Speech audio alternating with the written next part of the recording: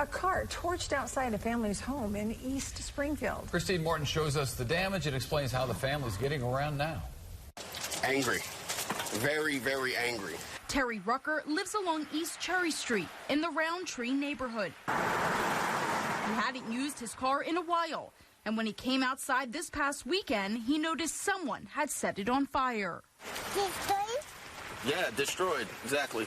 He says the fire was already out by the time he noticed the damage. Seat cover. They set it on fire, according to the marshal. He says he is surprised the whole car didn't go up in flames. I'm glad it didn't all go in flames.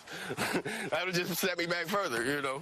He says despite the fire, he will continue to use the car. Because I don't have any other vehicles. He says at the moment he can't afford to replace the seats. But I have a blanket already ready that I'm going to be putting in there.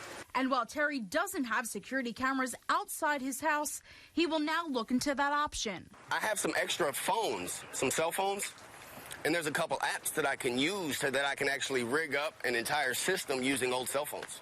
Reporting in Springfield, I'm Christine Morton. Oh, that's sad. If you know anything about the crime, you're asked to contact the Springfield Police Department.